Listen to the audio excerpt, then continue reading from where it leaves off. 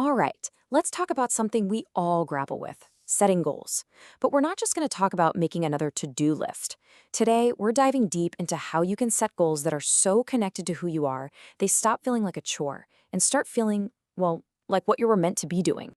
You know the feeling, right? It's January 1st, you're full of energy, you've got this brand new plan, and then a few weeks later, all that motivation just fizzles out. It happens to the best of us. But what if I told you it has almost nothing to do with your willpower? See, here's the big idea, and it's a total game changer. The problem isn't that you're lazy or that I'm undisciplined. It's that so often we're chasing goals based on what we think we should want or what someone else wants for us, instead of what actually truly lights us up inside. So here's our roadmap for today. We're going to start by finding our direction, our inner compass. Then we'll map out all the possibilities, choose a clear destination, figure out how to actually start the journey, and crucially, how to stay on course when things get a little bumpy. Okay, first things first. Before you can even dream about the what, you have to get crystal clear on your why. This is the bedrock. Seriously, without a strong why, any goal you set is basically built on quicksand.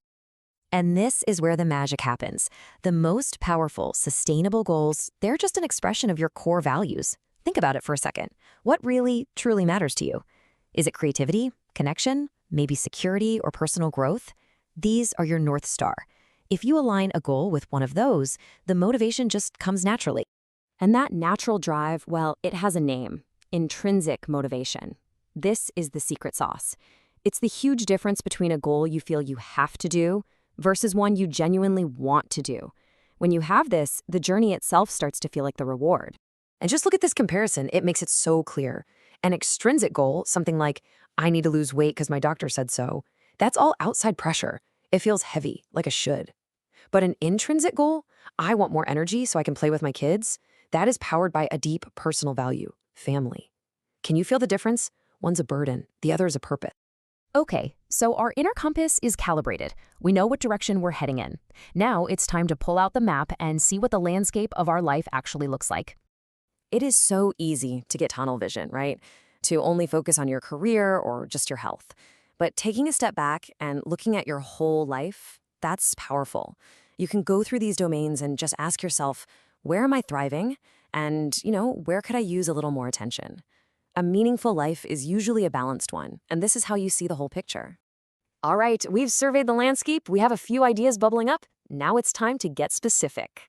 This is where we take a vague wish from our map and turn it into a crystal clear, can't-miss-it destination. And for this job, the best tool in the shed is the classic SMART framework. You've probably heard of it, but it's a classic for a reason. It's how you stop saying, I want to be more creative, and start building a real target. It makes sure your goal is specific, measurable, achievable, relevant to your values, that's key, and of course, time-bound. Let's see how this works in real life. That fuzzy wish, I want to learn piano, suddenly becomes this super concrete goal. Learn to play 3 complete songs on the piano, from memory, by December 31st. See that? You know exactly what success looks like, you've already figured out it's realistic, and best of all, you've tied it right back to that core value of learning. Now, that's a goal you can actually get your hands on. We've got our destination plugged into the GPS. Now for the hard part, actually putting the car in drive. This next part is all about turning that amazing plan into real action without getting totally overwhelmed. You know that old saying, right? How do you eat an elephant? One bite at a time. The same exact logic works for our biggest goals. This is about breaking down that huge, intimidating goal into the tiniest possible steps. So write a book is out. Your first step is open a document and write one single paragraph. It sounds simple, but it's the ultimate weapon against procrastination. And that's because of this powerful, powerful truth. Big, amazing achievements, they're almost never about one giant leap. They're about the small things you do consistently. It's that little bit of progress, day in and day out, that adds up to something truly incredible. But where on earth do you find the time for those small efforts? Okay, this tool, the Eisenhower Matrix, is an absolute lifesaver. It forces you to ask 2 simple questions. Is this urgent, and is it important?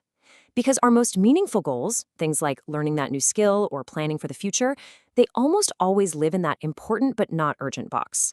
We have to consciously schedule time for them. Otherwise, the urgent stuff will always crowd them out. Oh, and one more thing, please don't try to do it all alone. Just telling a friend what you're working on or finding someone to check in with, it can make a world of difference.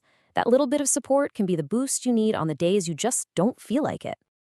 All right, now for our final section. And honestly, this might be the most overlooked and most important part of the whole process. The journey is never, ever a straight line. Life gets in the way. So this is about treating your goals not as some rigid contract, but as a living, breathing process. This is so incredibly crucial. Put it in your calendar, a regular check-in. Yes, to see how you're doing, but even more importantly, to check in with yourself, to ask very honestly, is this still important to me? Because you know what? You're going to grow and change. It's totally okay for your goals to grow and change right along with you. And when you hit a snag, and let's be real, you will hit a snag, the key is how you frame it. A setback is not a failure. It's not a stop sign. It's just data. It's a chance to learn what's not working so you can try something different. That mindset, that resilience is so much more valuable than perfectly achieving any one goal.